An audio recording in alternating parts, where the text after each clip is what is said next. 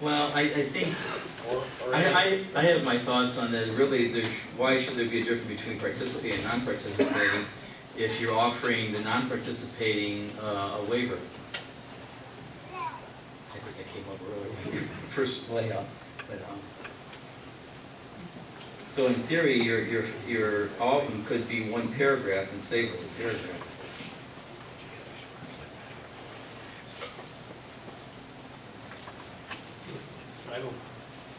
I don't see how you could though.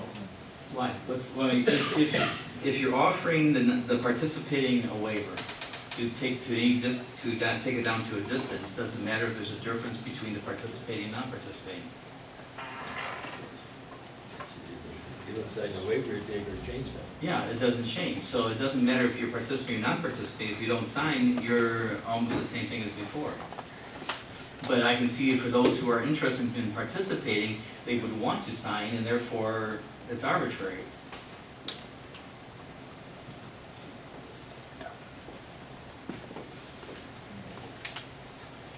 Which is actually how Mike had it written the first time. Well, he started out that way.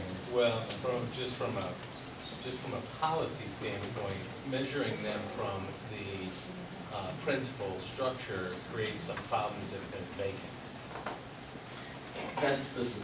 Well, that's why that gets into question then, and to do vacant properties or non-inhabited properties is, we have a second paragraph coming up that we can address that, and then I have a thought on that too. So as far as if you want to list it as an inhabited structure, from a base to an inhabited structure, we can do that. What happens in the case where you have, let's say, you have towers constructed, and you're measuring, or your ordinance says you're going to measure from the inhabited structure, it's a vacant parcel, and then somebody wants to build a structure within those required setbacks? The first paragraph that we're addressing right now, one is participating, not participating, and I think that can be addressed. We have a second paragraph that addresses originally non-inhabited properties. So, and like I said, we can, starting with the participating inhabited properties first, and not participating. It's probably a third one down. Maybe non-participating. Maybe we start listing as vacant, non-participating.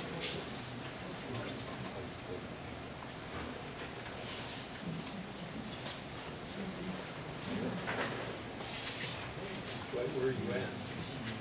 Actually, I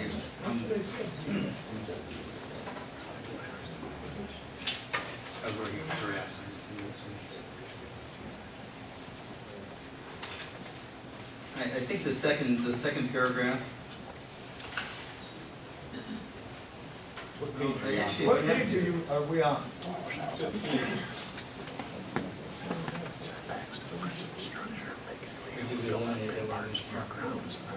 Yeah, I think so. Oh, okay. I know it. Yeah, they think we backed off from it. For some reason, it was in this draft though. I was working on the draft. The red line.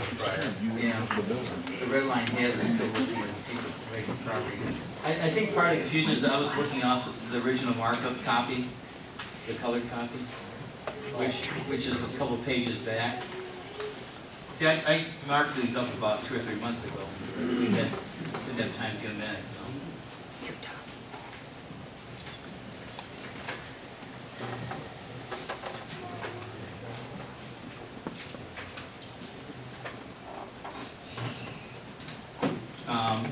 Discussion or thoughts on vacant, or it was listed as vacant originally, non-participating or participating.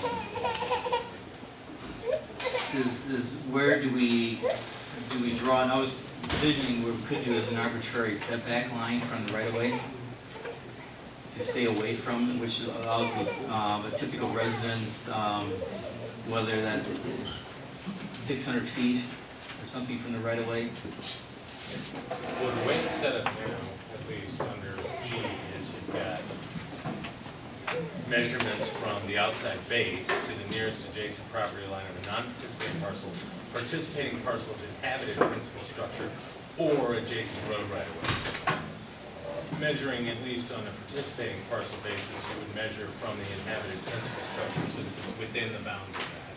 That's got to be then away from the principal inhabited structure, and then a certain setback away from any non-participating parcel property line. And not, at least on a non-participating parcel, not measuring from its principal inhabited structure, but rather the property line for non-participating parcels. That's the way it's currently set. Correct. And I think that was a question that Brian was bringing up, is if you have a long, narrow, non-participating property, creates an awkward scenario for the rest of the section. Yeah, except that the non-participating parcel then may waive it to 2.5 times the total height. Okay, so non-participating parcel starts at 5.25 times the total height of the tower, but they can waive it to 2.5 times the total height for non-participating parcel. Is everybody? I still don't think we're reaching the point, at least what I've got in my mind at any rate. My concern is that if I were a landowner and I had a 200-acre parcel that I lived around, if I say that I don't want to be a part of this, are they going to measure back either a half mile or 1,320 feet or whatever from my property boundary or from my domicile boundaries? If you're a non-participating parcel right now, it's from the boundary line, from your property line. 5.25 times. But you can waive that if you want to allow them to move closer to 2.5 times.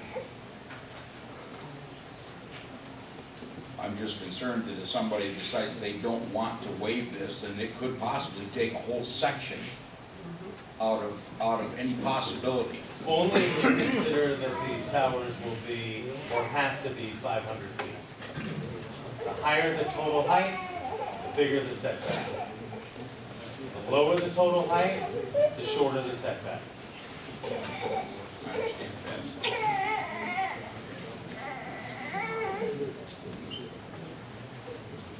I would just like to see us come to some agreement as to where we're going to measure from.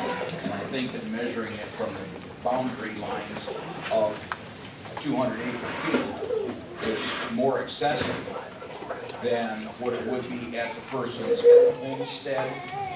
Because I believe, in my own opinion, I think that somebody who owns a 2-acre parcel that they live on, it should not be measured at their house. It should be measured from the parcel that they actually reside on and they use for their own personal, for their enjoyment. Well, let me, that gets back to my earlier question, which is, let's say you own a 200-acre farm, okay, and you are a non-participating parcel, and at some point you decide you're going to split off a portion of your property to sell to somebody so they can build their house. And now when they go to build their house, they're building within the required setbacks. Do you tell that person, no, you can't do that? Because that's what you'd be saying if you're measuring from the principal inhabited structure. Now it's non-conforming, doesn't meet the setback requirements, you can't divide it, nor can you build on it. That's what you're saying. That's why, in terms of the non-participating parcel, I think it's important to maintain the property line as the measurement boundary, because they can never encroach on the non-participating parcel owner's ability to divide and sell their property. If you make it from the inhabited principal structure, you're going to have problems. You're going to have to tell that person, no, you can't do it. It's non-conforming, and then you're going to have to look at granting variances or sending them to the zoning board of appeals for decisions on it.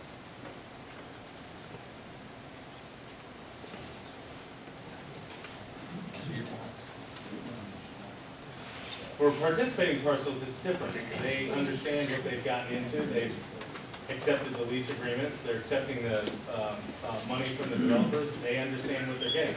That's why for them, we measure from the principal inhabited structure. because it's a different analysis.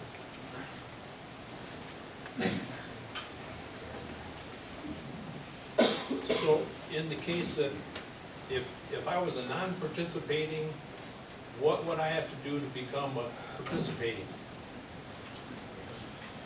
Well, I suspect you would have to, one of two things. I mean, you could become a participating if you had, obviously, a turbine on your property. If you're talking about a waiver of the distance, that's a different question. I mean, are you talking about having an active wind turbine on your property? I suspect you'd sign a lease. You'd have a placement of a turbine on your property, or it would be serving on your property, one of the two. So you'd have to be generating income? You'd have to be generating income, not just that you would sign, or that you,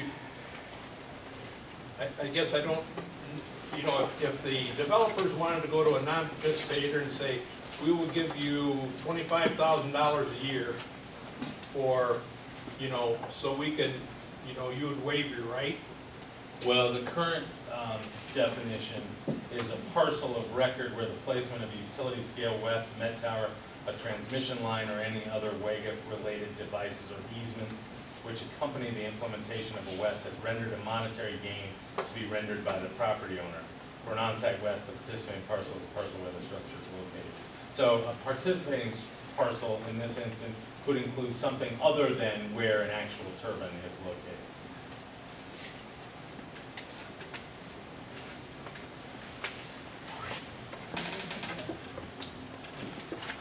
And that could be in the, you know? It could be in the form of simply listing it as a participating parcel in order to include it within the reduced setbacks permitted. That's right. So that would be a possibility. They'd have to go out and see if they could get non-participating people to become participating. Either non-participating to become participating, or to waive the required setback, which could go from, I believe it's 5 1/4 to 2.5 times. So in this case, approximately that 1,250, if you go by the, Yes, I mean, roughly. yes. And the difference there is still, I suppose, if they become participating, then they could waive it to 2 times. It could be within 2 times the height of the total height of the tower from the inhabited principal structure of that non-participating person. Or sorry, from the participating. Because they would become participating That's right. at that time. Correct. So they could, in essence, if that would give a mechanism for the developers to, you know, bring more people into their fold of participating people. Yeah, well, there is that, and along with the waiver. I mean, both of those would accomplish that. The same thing. That's right. Right. The way it's written right now. Yeah. We wouldn't have to change anything. Well, we may want to tweak the definition just a little to be clear, but I think that all we would have to do is tweak the definition. I don't think we would necessarily have to tweak the contents. The contents as written. That's right.